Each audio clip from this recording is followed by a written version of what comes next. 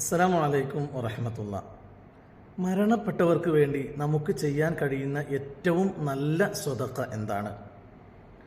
മഹാനായിരിക്കുന്ന Saad bin Ubada റളിയല്ലാഹു അൻഹു ഒരിക്കൽ നബി കരീം സല്ലല്ലാഹു അലൈഹി വസല്ലമ തങ്ങളോട് ചോദിച്ചു, യാ റസൂലല്ലാഹ്, ഇന്ന ഉമ്മി മാതത് അഫ അതസദ്ദഖു അൻഹ.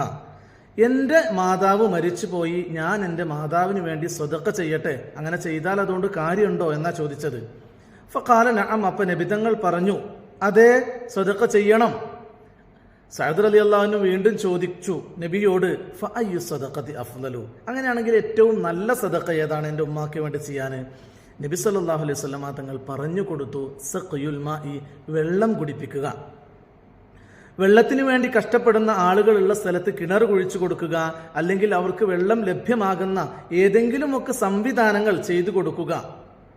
അത് ചെയ്താൽ അതിൻ്റെ പുണ്യം നിന്റെ ഉമ്മയുടെ ഖബറിലേക്ക് എത്തിക്കൊണ്ടേയിരിക്കും എന്നു പറഞ്ഞതിൻ്റെ അടിസ്ഥാനത്തിൽ മഹാനവർകൾ ഉമ്മയുടെ പേരിൽ ഒരു കിണർ കുഴിക്കുകയും പിൽക്കാലത്ത് സിഖായത്തു ആല് സഅദ് എന്ന പേരിൽ പ്രസിദ്ധമായ ജലം ലഭ്യമാകുന്ന ഒരു സ്ഥലമായി മദീനയിൽ അത് മാറുകയും ചെയ്തു എന്ന് ഈ ഹദീസിനെ ഇമാം നസായി തങ്ങളും ഇമാം അഹ്മദ് തങ്ങളും തൻ്റെ ഗ്രന്ഥത്തിൽ ഉദ്ധരിച്ചുകൊണ്ട് വിശദീകരിക്കുന്നുണ്ട്.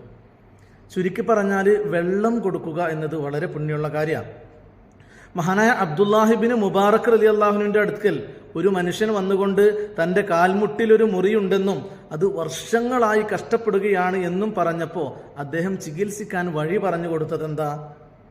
അദ്ദേഹം പറഞ്ഞു, നീ വെള്ളമില്ലാത്ത ഇടം അന്വേഷിച്ചുകൊണ്ട് അവിടെ ഒരു കിണർ കുഴിച്ചു കൊടുത്ത് അവർക്ക് വെള്ള ലഭ്യത ഉറപ്പുവരുത്തിയാൽ അള്ളാഹു തആലക്ക് നിനക്ക് ശിഫ നൽകുമെന്ന് പറഞ്ഞു. ചരിത്രം പറയുകയാണ്, അദ്ദേഹം അങ്ങനെ പ്രവർത്തിച്ചപ്പോൾ അദ്ദേഹത്തിന്റെ കാലിലെ മുറി പരിപൂർണമായി മാറിയെന്ന്. സിയർ അഅ്ലാമുൻ നുബല എന്ന് പറയുന്ന ഇമാം ഷംസുദ്ദീൻ ദഹബി തങ്ങളുടെ ഗ്രന്ഥത്തിൽ ഈ ചരിത്രം ഉദ്ധരിക്കുന്നുണ്ട്. ഇമാം ബൈഹഖി തങ്ങൾ പറയുകയാണ് തന്റെ ശുഅബുൽ ഈമാനിൽ, ഏകദേശം ഇതിനോട് തുല്യമായ ഒരു ചരിത്രം എൻ്റെ ഷെയ്ഖായ ഇമാം ഹാക്കിം തങ്ങൾക്കും സംഭവിച്ചിരുന്നു. മുസ്തദ്റക് എന്ന് പറയുന്ന ഗ്രന്ഥത്തിന്റെ രചയിതാവാണ് ഹാക്കിം തങ്ങൾ. അദ്ദേഹത്തിനും ഇതുപോലെ ഉണ്ടായിരുന്നു. അദ്ദേഹത്തിന്റെ മുഖത്ത് ഒരു ചൊറി പോലെ, ഒരു വെള്ളപ്പാണ്ട് പോലെ ഒരു പാട് വരികയും അതുകൊണ്ട് കഷ്ടപ്പെട്ട് അദ്ദേഹം ഇമാം അബ്ദുറഹ്മാൻ സ്വാബൂനി തങ്ങളുടെ മജ്ലിസിൽ വന്നുകൊണ്ട് എനിക്ക് വേണ്ടി പ്രത്യേകം പ്രാർത്ഥിക്കണമെന്ന് ദുആ ചെയ്തു, വസിയത്ത് ചെയ്തു.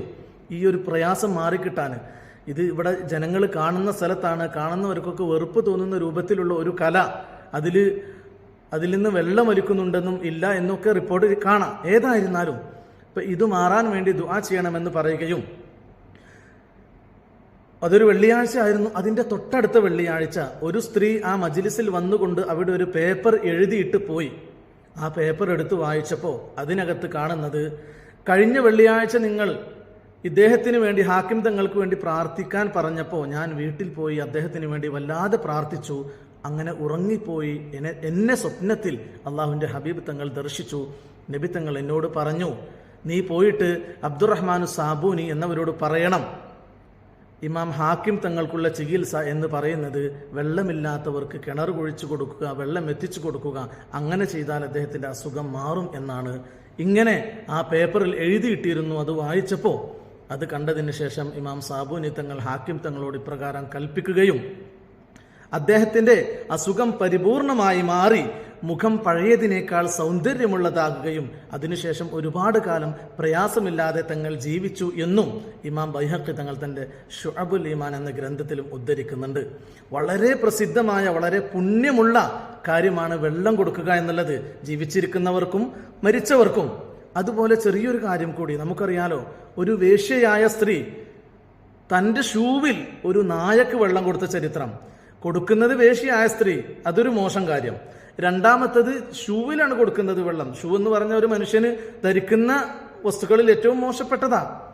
മൂന്നാമത്തത് കൊടുക്കുന്നത് ആർക്കാ? ഒരു നായക്ക്. നായ എന്ന് പറഞ്ഞാൽ തൊട്ടാൽ 7 പ്രാവശ്യം കഴുകണം എന്ന് ഇസ്ലാം പഠിപ്പിച്ച മുഹല്ലലായ നജസ്.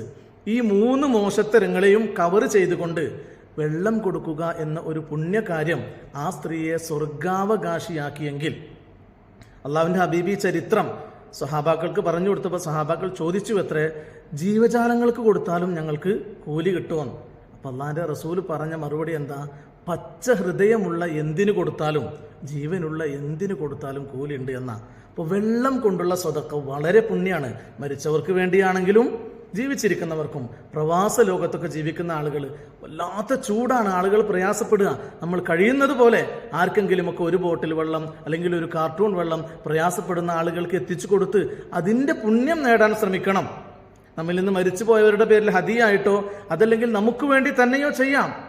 നാട്ടിലുള്ള ആളുകളൊക്കെ കഴിയുന്നവർ വെള്ളമില്ലാതെ കഷ്ടപ്പെടുന്ന ആളുകളുടെ ഭാഗത്ത് കിണർ കുഴിച്ചു കൊടുക്കുക, കുഴൽ കിണർ കുഴിക്കുക, അങ്ങനെ കഴിയുന്ന രൂപത്തിൽ ജലം കൊണ്ടുള്ള സ്വതക്ക പ്രത്യേകിച്ച് മരിച്ചുപോയവർക്ക് വേണ്ടി ചെയ്യാൻ നാം എല്ലാവരും ശ്രമിക്കണമെന്ന് വളരെ സ്നേഹത്തോടെ സൗഹാർദ്ദത്തോടെ എൻ്റെ പ്രിയപ്പെട്ട കേൾവിക്കാരോട് എന്നോടും വസിയത്ത് ചെയ്യുന്നു. അല്ലാഹു തആല നന്മകൾ ചെയ്ത് പുണ്യം നേടാൻ നമുക്കൊക്കെ അവസരം നൽകട്ടെ. വആഖിറു ദഅ്വാനാ അനിൽ ഹംദുലില്ലാഹ്. അസ്സലാമു അലൈക്കും വറഹ്മത്തുള്ളാഹി വബറകാതുഹു.